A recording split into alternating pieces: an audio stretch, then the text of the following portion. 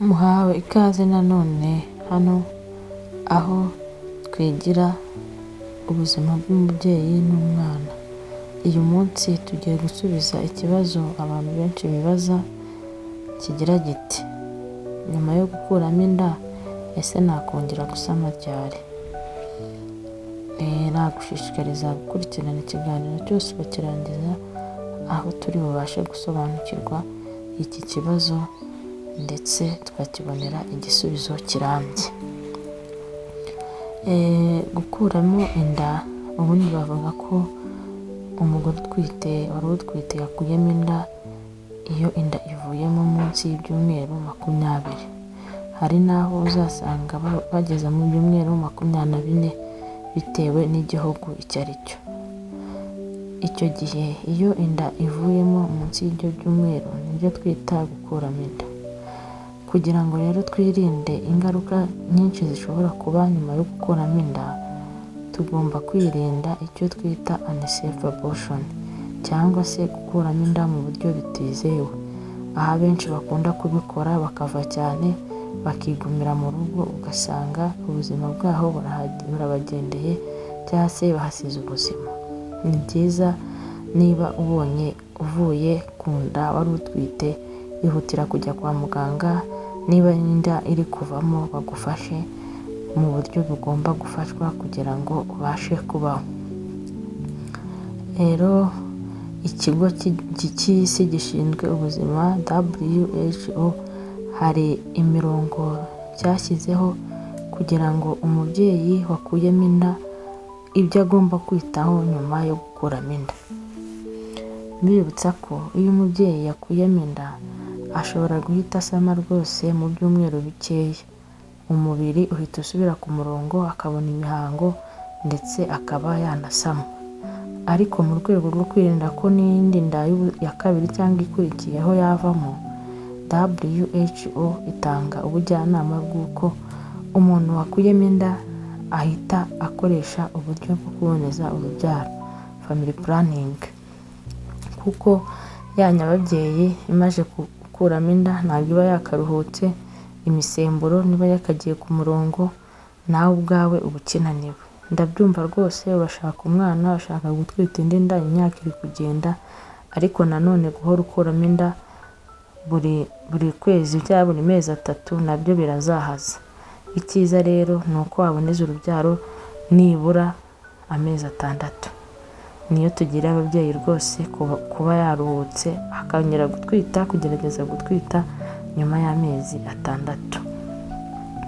Rwose nyuma y'amezi 6 wemerewe gutwita, kandi inda kubw'amahirwe cyangwa se kubwo waruhutse neza, umubiri wasubiye ku murongo, ukabasha kuyitwita ikagumaho. Ariko nutwita mbere y'amezi 6 hari ibyago byinshi nuko n'ubundi ya nda izongera kuvamo, ugakomeza ugira kwisubiramo ko gukuramo inda.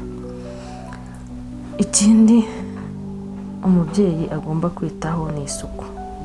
Umubyeyi wakuyemo inda agomba kwita ku isuku, agakaraba bihagije, akahindura pad cyangwa se amakotegisi bitewe n'ibyo akoresha mu gihe gikwiriye, cyangwa se buri kanya nibura, kugira ngo yirinde ama-infection.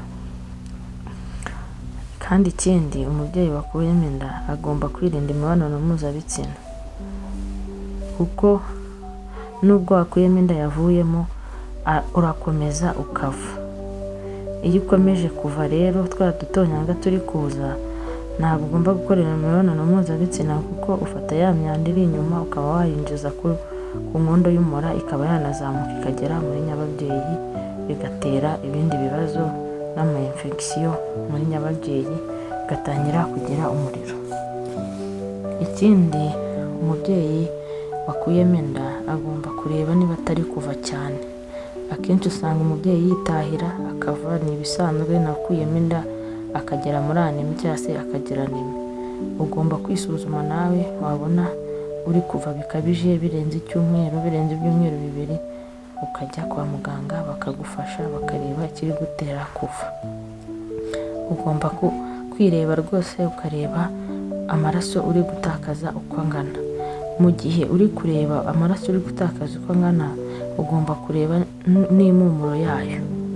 Iyo ari amaraso asanzwe atari kunuka nta kibazo, ariko iyo yajemo kunuka ugakaraba ya suku navuze bihagije ariko bikanga bikanuka, ni ikimenyetso cy'ama infection. Kandi iyo wakuyemo inda ukagira ama infection nicyo twita septic abortion, ni ukuvuga ngo ya myanda yasigaye muri nyababyeyi itarashizemo irarora ikanuka ikasa nk'amashyira rwose, ukabona n'amashyira araje. Iyo bikomeje kunuka ugatinda kujya kwa muganga bizana amashyira, ukagira umuriro, ugacika intege, bityo kandi birica. Iyo byageze aho kuzana amashyira birica rwose, bijya bitwara ababyeyi.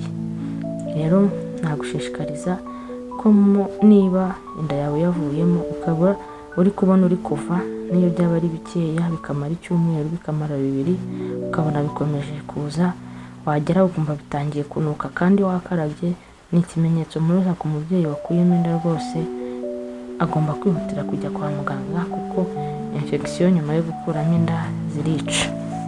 Ikindi ababyeyi bakuyemo inda bagomba kwitaho, usanga kinatera ibibazo ababyeyi bagahora bakuramo inda, ababyeyi bafite ubwoko bw'amaraso buriho akantu ko gukuramo cyangwa se bwa negative, bagomba guterwa umuti uzatuma inda zikurikiyeho zizabasha kugumamo.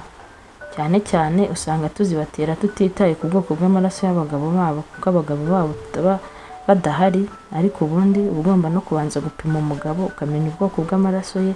Iyo usanze nawe afite ubwoko buhuje n'ubw'umugore bwa negative, nta kibazo, uwo muti ntabwo tuwugutera. Ariko iyo mudahuje, uwo muti agomba kuwuterwa kuko bwa bwoko bw'umugabo wawe bw'amaraso buriho positive. Iyo wakuyemo inda ntuterwe uwo muti, birangira umubiri uje ukabona ya positive ukongera ukayikuramo.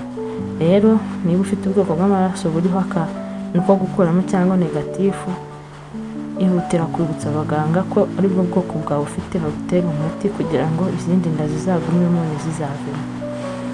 Murakoze rero, nizere ko mwasobanukiwe ibyo ugomba gukora nyuma yo gukuramo inda. Iyo ukuyemo inda ntabwo biba birangiye, ahubwo ugomba kwiyitaho. Stay tuned naho mu biganiro byacu by'ubutaha.